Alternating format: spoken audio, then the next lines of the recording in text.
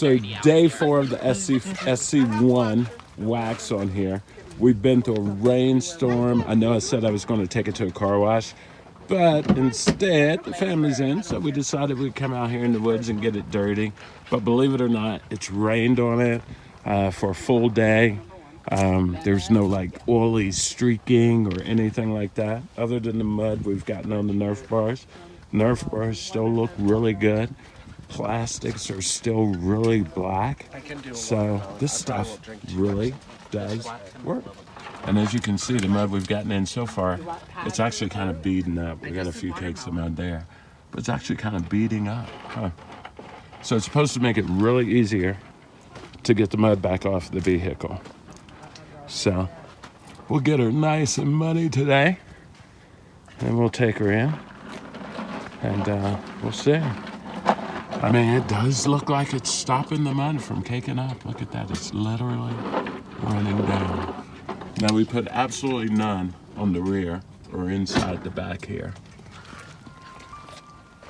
So this will be our test to see if this gets muddier than the arms and stuff up in the front where we did apply the SC1. As you can see, even on this side, sort of just beading up rather than clunking up. We'll see. Stay tuned. Okay, so it's been a week since we applied the SC1 High Gloss Coating to the UForce here. We took it out on Sunday, got it all nice and dirty. Today is Sunday, or Thursday, Turkey Day. Happy Thanksgiving, everyone. So we got this all nice and dirty, and we've let this dirt sit here for the last 4 days. And today we're going to see if the SC1 makes it easier to get the dirt off. You know, so we can even see on the front the mud kind of beaded up. So I suspect it's going to come off really easy. We did the shocks, the A-arms, all of that stuff. Got a nice coating up front. You can see all my grease still there. Got a nice coating up front. Like I said, it just didn't set in the back. I did the 30 seconds to can recommend it, and then buffed it in. So it seems to be better if you let it sit for a while. So what we're going to do now, I was going to actually foam it down and then rinse it off, but since we have the SC1 on here, I'm not going to foam it up. I'm just going to rinse it down with my water hose.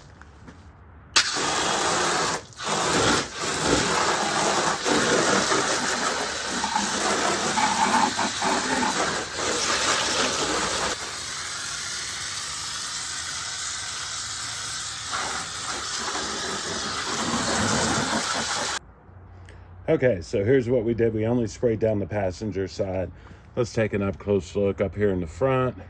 You'll see that most of the mud, I mean, even underneath there, most of the mud is gone. Of course, when this dries, it'll still look muddy. We didn't wipe it down. We only just sprayed it with the garden hose. Side boards. Notice how the water is still really beating up on this.